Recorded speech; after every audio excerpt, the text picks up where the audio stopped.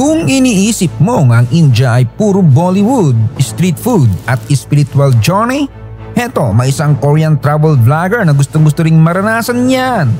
Pero ang ending, ayaw na niyang makita kahit turmeric. Simula pa lang ng biyahe, puro kalat siya ang nangyari. Ito ang kwento ng isang Korean vlogger na si Kimchi Yura Chogo na pumunta sa India para mag-adventure. Pero ang nakuha niya stress, trauma at isang loud and proud na I hate India on cam.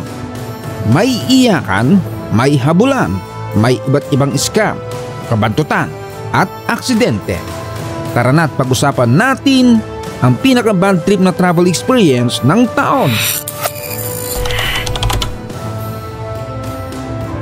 Tito John's TV. Pagkalapag niya sa New Delhi, ayos, may instant welcome party. Isang ale at isang katerbang bata. Biglang nagsulputan, kala niya friendly locals. Scam squad pala. Bago pa siya makapalag, pininturahan agad siya sa noot pisngi na parang sinaniban ng festival. Tuwang-tuwa naman ang ating bida, yun pala may bayad. At sang katerbang palad ang nakabukaka. Ang kukulit, may bonus pa. May batang gustong pumitik ng kanyang bag kaya napatakbo na ang ating bida. Buti na lang may pulis na matulis, malapit. Lumapit siya para humingi ng tulong. Binugaw naman ng pulis pero yung mga bata wala lang. Parang sa Pinas, di nabagang buntot, immune sa otoridad. Ang mantra nila, no money, no freedom. Ang mga batang ito ay parte ng isang sindikato na hinubog silang maging kapal mooks at maangas kahit sa batas. May mga mabubuting tao naman tumulong pero parang rugby yung mga bata kung makadikit. At para makatakas, bumili siya ng tiket at pumasok sa isang tourist attraction. Ngunit sa paglabas niya, ayun na naman, may mga estudyanteng humahabol sa kanya. Pero selfie lang pala ang gusto. Akala niya may ambush na. Pagkatapos ng picture, may lalaking mukhang di pa uhuli ng buhay ang biglang dumapo na parang langaw. Iniwasan niya agad. Pero grabe, makulit si kuya. Mas nakakatakot pa sa multo ang kanyang mga kalabit. Ayaw tumigil. Nang hindi siya pinansin, sinubukang hawakan ang kamay niya. Ayun, pinalagan na siya ng ating bida na nakupang ngumiti sa kamera. Habang naglalakad, may batang biglang dumikit at hinipuan siya. Nahuli niya yung bata pero ayaw umamin para bang mission accomplished sa kanila. At dahil foreigner siya, instant attraction sa lahat ng scammer at stalker. Nagpatuloy ang kanyang gala nang naakit siya sa isang street food stall. Mukhang masarap, mukhang safe. Habang nilalantakan ang malinamnam niyang pagkain, may naamoy siyang kakaibang halimuyak. Abay, sarap pala ng public CR yung kainan, kaya pala amoy butragis. Naglakad na lang siya ulit para maglibot nang may lalaking kamukha ni Aladdin, Alading pera at Alading hiya. Lumapit ito at nag-alok ng ear cleaning. Matindi, may ear cleaning sa kalye. Dinedma niya lang ito at nagbingi-bingihan. Habang naglalakad paalis, napansin niyang sinusundan siya ng isang misteryesong babaeng nakaitim. Hindi ito K-drama, sinusundan talaga siya. Parang itim na pusa. Nang kinompontra niya ito, nagkunwaring tanaw-taraw si ate. Obvious na modus, nag-feeling Dora the Explorer na lang. Nang tinarayan siya ng ating bidang palaban. Pero kabado na rin. Kaya nagpasya na siyang umuwi sa hotel pero malas talaga. Dahil ang nakausap niyang tuk-tuk driver ay may sariling exchange rate. 100 rupees up pero 200 ang sigil sa personal. Kaya napilitan siyang sumakay sa motorsiklo ng isang lokal para sa tamang presyo. Mukhang okay na sana ang lahat nang may biglang may isa pang lalaki na parang sawang umangkas. Nagulantang siya. Pakiramdam niya ginawa siyang palaman ng 2 panis na loaf bread. At ito ang masaklap. Yung bigla palang sumingit na lalaki ay gusto palang tirahin ng kanyang cellphone. Kinabukasan, sumakay siya ng long distance bus papuntang Jaipur.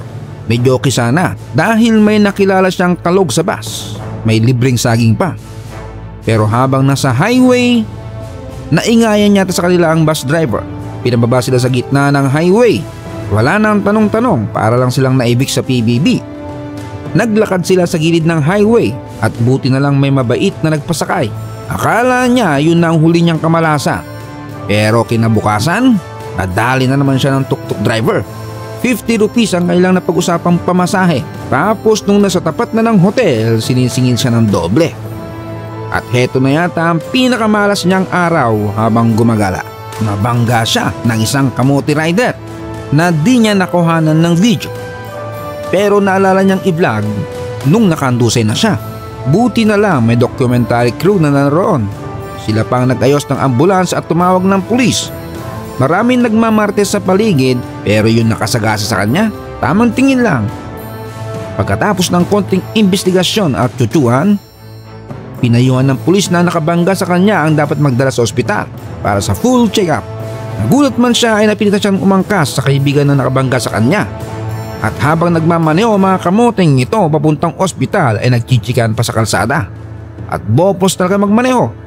Takaw aksidente ang mga kumag. Sa ospital yung doktor tingin-tingin lang. Walang CT scan, walang x-ray. Konting himas lang. Niresetahan siya ng gamot at balik na lang daw kinabukasan kung masakit pa. Pagbalik niya sa hotel, nilagnat siya. Emotional at physical burnout, hindi na niya kinaya.